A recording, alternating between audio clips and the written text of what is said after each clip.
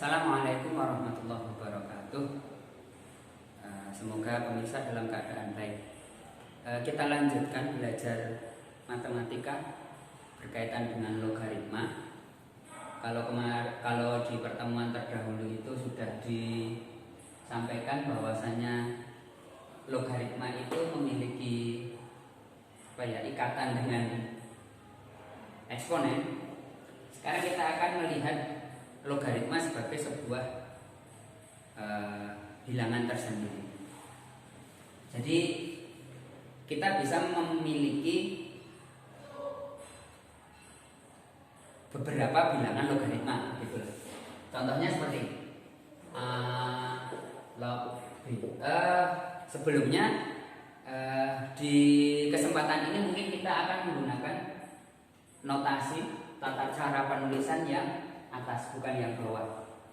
Walaupun nanti kalau di sumber lain ada yang menggunakan yang bawah, itu sama maknanya dengan tata cara penulisan yang atas. Tapi di bagian ini kita akan belajar menggunakan notasi yang atas. Nah, seperti ini. Ini A log B. Kemudian kita bisa memiliki misalkan M log N. Nah, untuk contoh kasus ini, dua bilangan ini ternyata masing-masing tempat itu punya nama. Untuk B dan N itu namanya numerus.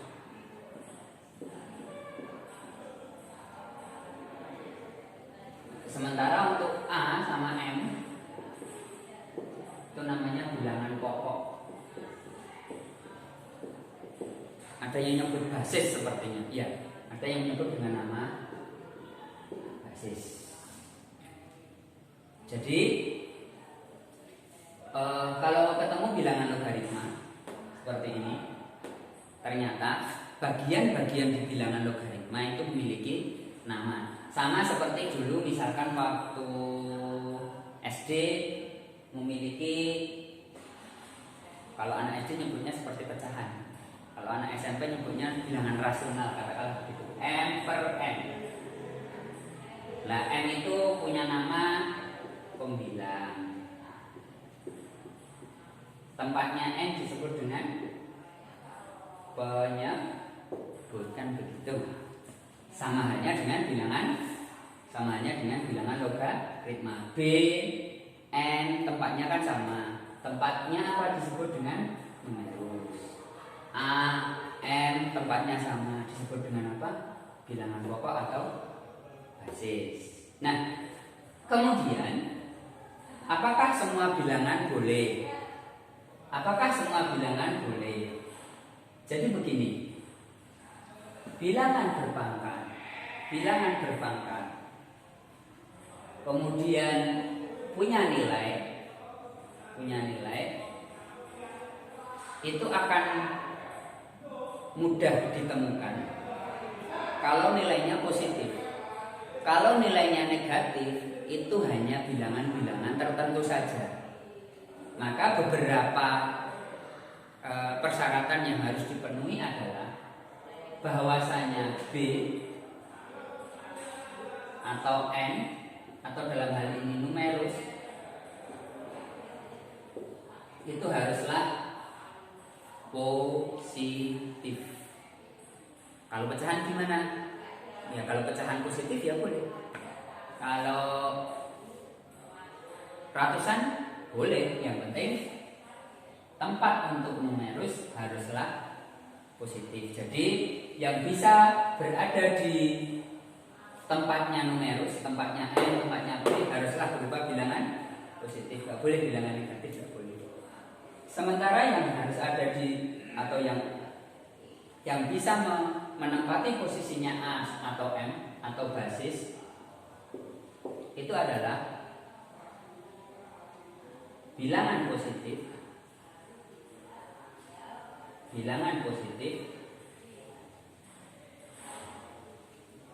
tetapi tidak sama dengan 1.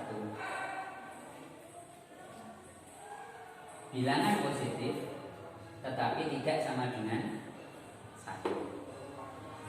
Kalau satu nggak boleh. Jadi logikanya begini.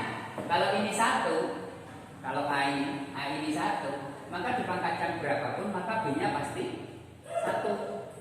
Maka nggak boleh. Jadi syarat yang harus dipenuhi kalau Anda mau belajar tentang bilangan logaritma atau membuat sebuah bilangan logaritma, maka kenali dulu tempatnya. Ini numerus, ini bilangan pokok. Siapa yang boleh ada di numerus? Yang ada di numerus itu bilangan positif, nggak boleh negatif. Jadi kalau misalkan ada soal seperti ini, 1 log negatif 2, atau cara bacanya yang benar itu logaritma negatif 2 dengan bilangan pokok 1, maka ini itu tidak memenuhi persyaratan. Di mana tidak memenuhinya? 1 di sana negatif itu tidak diperbolehkan.